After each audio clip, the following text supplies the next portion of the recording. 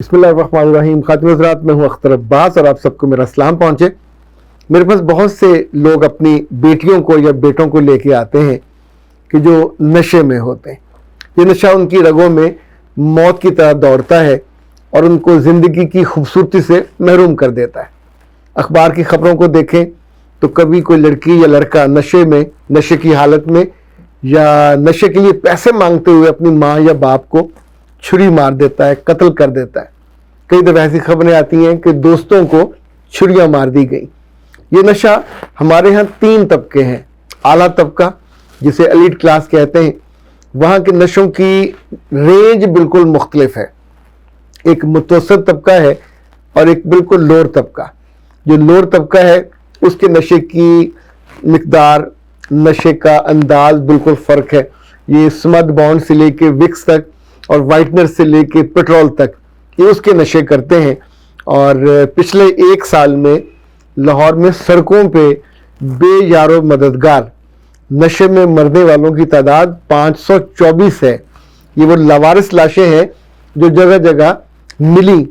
اور کبھی آپ راہ چلتے اندرون شہر میں داتا دربار کے پاس فٹ پاتھوں پہ سر جھکائے سرنجوں سے نشہ لیتے بھی بے شمار لوگوں کو دیکھیں گے. انہیں آپ نفرت سے ہیرونچی بھی کہتے ہیں. کہ ان کے نام رکھے ہوتے ہیں، جہاز ہیں. جو مجھے آپ سے بات کرنی ہے وہ ان ہیرونچیوں کے بارے میں نہیں کرنی. کل ایک ویڈیو آپ لوگوں نے بھی دیکھی ہوگی. ایک بہت اعلیٰ درجے کے اسکول میں لڑکیاں ہیں، یہ سب ٹین ایجر ہیں، 16 سال سے 18 سال کی عمر کے درمیان. اور وہ نشے پہ آپس میں لڑی ہیں اور ایک دوسرے کو انہوں نے جو مارا ہے، ایک کو انہوں نے 3-4 نے مل کے اس قدر وحشیانہ انداز میں، اور boys were there making video, اور انہوں نے بعد میں اس کو وائرل کر دی. اچھا، یہ اس طرح کی کوئی سچویشن، مارنے پیٹنے کا واقعہ اللہ معاف کرے، کسی مدرسے میں ہوا ہوتا، کسی دیسی اسکول میں ہوا ہوتا تو اب تک پاکستان میں قیامت کا منظر ہوتا. اور یہ سارے لبرلز اور سب پنجے جھاڑ کے مذہب کو اور مدرسوں کو اور مولویوں کو اور دین کو یہ گالیاں دے رہے ہوتے. پر اب جو ہوا اس کلاس میں ہوا کہ جو کلاس عام طور پہ اپنے آپ کو سپر کلاس سمجھتی ہے. اس کلاس کے مسئلے الگ ہیں. اس کلاس میں عام طور پہ تفریحاً نشے کا آغاز کیا جاتا ہے. یہ چرس سے آغاز ہوتا ہے، پھر ان کے اسکولوں میں آرام سے یہ سگریٹ میں ہو، بیٹھ کے گروپس میں ہو، شام کو پارٹیوں میں ہو. سگریٹ سے شروع ہونے والا، چرس کے بھرے سگریٹ سے شروع ہونے والا نشہ پھر دھیرے دھیرے گانجا پہ جاتا ہے، شراب پہ جاتا ہے، اور یہ لیڈ کرتا ہے سیکس پہ، موسیقی کی پارٹیوں پہ. اور یہ سب بچیاں اگر کر رہی ہوں تو یہ ولنریبل ہوتی ہیں، لڑکے کر رہے ہوں تو ظاہر ہے وہ بھی بہت ٹارگیٹڈ ہوتے ہیں. ان کے ماں باپ عام ماں باپ کی نسبت بہت کم پریشان ہوتے ہیں. ان کی زندگی میں ان کی اپنی مصروفیات، ان کے اپنے نشے ہوتے ہیں، اور یہ ان کے لیے اتنا اہم کیس نہیں ہوتا جتنا مڈل کلاس فیملیز کے لیے ایک لڑکا یا لڑکی نشہ کرنے لگ جائے. پاکستان میں اور پاکستان کے ہمسایہ ملک بھارت میں، دونوں میں جیسے جیسے آئی ٹی کی انڈسٹری بڑھ رہی ہے، نشے کی انڈسٹری بھی بڑھ رہی ہے. آئی ٹی میں چونکہ لوگ لمبا وقت بیٹھ کے کرتے ہیں، سو وہاں یہ آغاز چرس سے ہوتا ہے. میں عام طور پہ جو میرے پاس پیشنٹ آتے ہیں ان سے معذرت کر لیتا ہوں. ایک سیشن میں بنیادی معلومات ہو جاتی ہے، کیونکہ یہ جو معاملہ نشے کا ہے، جب کوئی لڑکا یا لڑکی کرتی ہے، جو میں نے آبزرو کیا ہے، نہ تو ماں باپ کا رونا دھونا، نہ ان کی سختی، نہ ان کی زور زبردستی، نہ کوئی واز، نہ کوئی نصیحت، نہ آنسو، کوئی چیز ان پہ اثر نہیں کرتی. یہ ایک ایسی کیفیت ہوتی ہے جیسے دروازہ بند ہو تو آپ گھر میں داخل نہیں ہو سکتے، دل بند ہو تو آپ اس میں بھی نہیں جا سکتے. اور دل اور دماغ اگر اس لڑکے نے اور لڑکی نے اپنی مرضی سے بند کر لیے ہوں تو آپ سوچیں اس کا کیا بن سکتا ہے. زندگی کی ہر خوشی سے وہ فارغ ہو جاتے ہیں. اور اب تک کا جو میرا مشاہدہ ہے کہ نشے سے دوری کا جو پروسیس ہے، یہ کم سے کم 3 ماہ کا ہوتا ہے اور بہت مہنگا ہے. ایک تو ہمارے ہاں نشے سے دور کرنے والے ادارے نہ ہونے کے برابر ہیں، جو ہے وہ اتنے قیمتی اور اتنے مہنگے ہیں کہ عام بندہ تو تصور نہیں کر سکتا.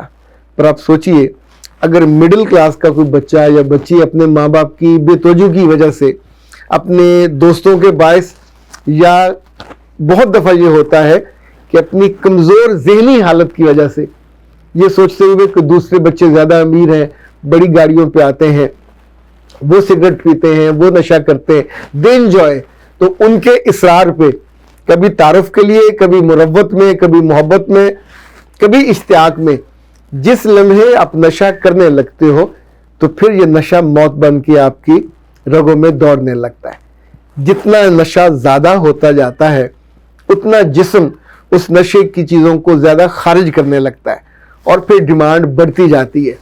اگر آپ نے ہیروئن پینے والے لڑکوں کو یا لڑکیوں کو دیکھا ہو، اللہ معاف کرے، یہ بہت اذیت ناک اور دردناک منظر ہوتا ہے۔ جب آپ ان سے چھین لیتے ہیں، روک دیتے ہیں، تو اس وقت ان کی بے بسی اور ان کی بیچارگی دیکھنے والی ہوتی ہے۔ لٹرلی وہ اپنے بازوؤں کو کاٹ رہے ہوتے ہیں جیسے آپ بھوک سے اور ایک درد سے اور تکلیف سے، اور اس وقت بعض خاندانوں کو خیال آتا ہے اور وہ ان کے اصلاح کے لیے نکلتے ہیں۔ جہاں تک میری آبزرویشن ہے، یہ اصلاح یا تو کوئی ٹیچر کر سکتا ہے، چونکہ ہم ماں باپ سے زیادہ ٹیچرز کی بات سنتے ہیں۔ اگر کوئی بدقسمت اور بدبخت ٹیچر خود اس نشے کی لت میں ہو، اور چونکہ جتنی لڑکیاں اس والے معاملے میں بعد میں ٹریس ہوتی ہیں، پتہ یہ چلتا ہے کہ جس پارٹی میں انہوں نے نشہ کیا، اس کے بعد جب انہیں ہوش آیا یا ان کی آنکھ کھلی تو کسی نے ان کے ساتھ سویا ہوا تھا، کپڑوں سے وہ بے لباس ہوئی، یا جس پارٹی میں انہوں نے کیا وہاں it was the basic purpose, جس نے انہیں اس لت پہ لگایا تھا انہیں اس نے مفت میں استعمال کیا۔ یعنی ان کے لیے یہ ایک مفت کی کمیڈیٹی ہے کہ پیمنٹ کیے بنا شروع میں مفت میں کراتے ہیں، اور بعد میں پھر اس کو عادت ڈلنے کے بعد نہ صرف ایک سرکل ہے جو جرم کا اور گناہ کا، جس سے نکلنا مشکل ہو جاتا ہے۔ دنیا کے بعض ملک ایسے ہیں، اور خاص طور پہ امریکہ جیسے ملک، میں آپ کو ایک اذیت ناک ان کی بات بتاؤں کہ وہاں لڑکیاں اتنی بڑی تعداد میں سیکس ورکر اور سیکس سلیوز بنا لی گئی ہیں۔ ان کے جسم پہ، ان کے انڈر آرمز پہ، ان کے بیک پہ، ہپس پہ ٹیٹوز نظر آتے ہیں، اور یہ ٹیٹوز جو ہے اگر ان میں گلاب کا نشان بنا ہو، کے بنا ہوا ہو، تو اس کا مطلب ہوتا ہے دے آر سیکس سلیوز۔ وہ روز جب سو کے اٹھتی ہیں تو انہیں علم نہیں ہوتا کہ ان کے ساتھ کون تھا۔ Daily they are being used, they are being sold, اور وہ کسی ایک کی غلام ہوتی ہیں۔ ان کو یہ غلام کون بناتا ہے؟ یہ نشے کے ساتھ ان کا کوئی بوائے فرینڈ، یا ان کے ساتھ رہنے والے، اس بلڈنگ میں رہنے والے ان کے ہمسائے، یا جس جگہ وہ پڑھنے جاتی تھی یا کام کرنے جاتی تھی، کوئی ایک بندہ ان کی اونرشپ لیتا ہے اور اس کے بعد ان کو سلیو بنا لیتا ہے۔ یہ جو پھول ہے یہ بیسیکلی ہسپانوی زبان کا ایک لفظ ہے جو غلامی کے معنوں میں استعمال کیا جاتا ہے۔ جیسے ہمارے یہاں طائف کہتے ہیں، وہاں اس سے بھی اگلی منزل ہے غلامی کی، کہ یہ سیکس کے لیے اس کی ملکیت اس بندے کے، اس کی پشت پہ، ہپس کے ذرا اوپر اس بندے کا نام تک کھودا ہوا ہوتا ہے۔ آپ اگر نیٹ پہ جائیں تو شاید آپ کو کوئی نہ کوئی ایسی ویڈیو بھی مل جائے جس میں سیکس غلام بنانے والے کا پورا جو پروسیس ہے وہ ڈسکرائب کیا جا رہا ہو۔ یہ جتنے بچے اور بچیاں جو دوسروں کے ہوتے ہیں، جب ہم ان کو دیکھتے ہیں تو دکھ تو ہوتا ہے، لیکن سوچئے کہ خدا نہ خواستہ کوئی آپ کا جاننے والا اگر اس مرض میں، اس لت میں پڑ گیا تو نہ صرف وہ غیر قانونی، غیر اخلاقی ہر کام کرے گا، بس ساتھ ہی ہر محبت، ہر مروت، دین، ایمان سب اس کے ذہن سے رخصت ہو جائے گا۔ ایک ہی گھر میں ایک ہی ماں باپ کے بچے، دو نشہ کر رہے ہوتے ہیں، دو نہیں کر رہے ہوتے۔ جو نہیں کر رہے ہوتے ان کی زندگی، ان کی مستقبل، ان کی خوشیاں اور طرح کی ہوتی ہیں، اور جو کر رہے ہوتے ہیں ایک وقت آتا ہے کہ ماں باپ دوستوں سے منہ چھپاتے، عزیزوں سے منہ چھپاتے، ان کو چھپا کے رکھتے ہیں، پر یہ جب بھی بولتے ہیں بدبو کی طرح، یہ جب بھی بات کرتے ہیں، جب بھی موو کرتے ہیں، آپ کے لیے بدنامی اور رسوائی کا باعث بنتے ہیں۔ ہمارے ایک آسان سال ہوتا ہے ان کی شادی کر دی جائے اور وہ بیچاری اس کی بھی زندگی برباد کر دی جائے۔ نشے میں خدا نہ خواستہ کسی کا بچہ چلا جائے، بالکل آغاز پہ تو آپ اسے روک سکتے ہو، آغاز پہ آپ اسے سمجھا بھی سکتے ہو، سختی بھی کر سکتے ہو۔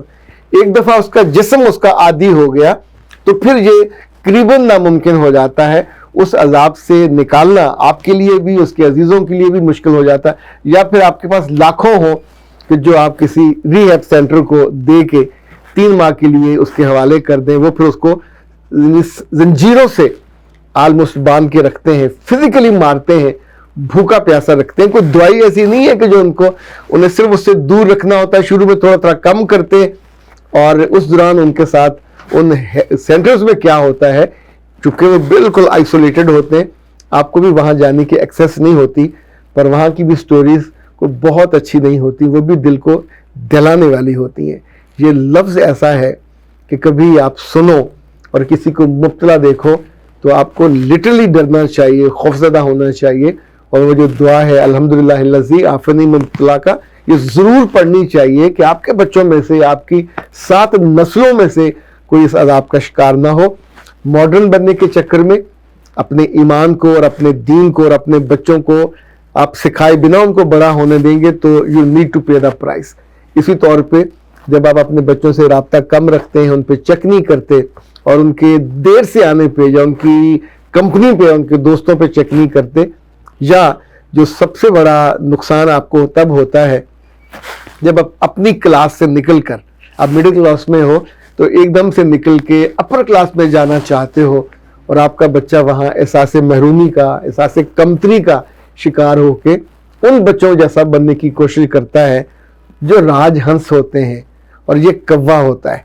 ये कव्वी या कौवा कभी राजहंस नहीं बन सकता, पर अपनी ज़िंदगी को उनके हाथों तमाशा बनवा के, अपनी ज़िंदगी को उनके हाथों लिटरली ज़ाया करके जब वापस आपके पास आता है तो आपका रूह रो रही होती है, आंख से आंसू रवां होते हैं, फरियाद होती है, और कोई आसपास सुनने वाला या दाद रसी करने वाला कोई नहीं होता।